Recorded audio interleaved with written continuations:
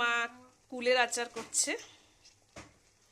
আমাদের একটা ডবা হয়ে গেছে, কাচের ডবা হয়ে গেছে তেঁতুলের আচার, এবার কুলের আচার হলো।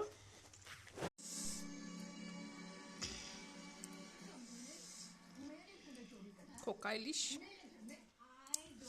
এটা মা দারুণ করেছে।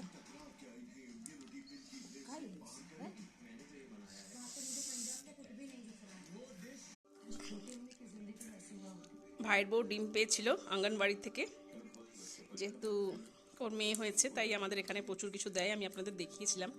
আর আমার মা ডিমটাকে সেদ্ধ করেছে, দেখুন কত সুন্দর, একদম দারুণ হাফ বয়েল সেদ্ধ করেছে, এত টেস্টি হয় খেতে, কতটা সুন্দর করে সেদ্ধ করেছে দেখুন। ওয়াও, খুব দারুণ খেতে হবে এটা। দেখুন বন্ধুরা, কুল তো আমি আপনাদের এনেছিলাম, দেখিয়েওছিলাম, ওগুলো শুকো দিয়েছিলাম, সেগুলোও দেখিয়েছিলাম। কিন্তু এটা আমার মা, এটা কিন্তু গুড়ের আচার না, এটা কিন্তু কি দিয়ে আচার করেছে আমার মা শুনুন।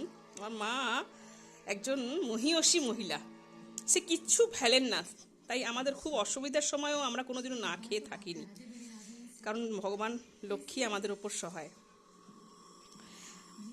ভাই মেয়ে নিয়ে আসার সময় প্রচুর মিষ্টি এনেছিল, বিশাল বড় বড় মিষ্টি, সেগুলোর জন্য অনেক মানে সে যে শিরাটা বেঁচে গেছিলো, ওই শিরাটা ফেলবে না, তাই তেঁতুলের আচার আর কুলের আচার করে দিয়েছে। এতটাই মা, আমার মা এরকম, মা মরে গেলে হয়তো এগুলো কোনোদিনও খেতেও পাবো না। এটা আমার মা করেছে, দারুণ করে মা এটা।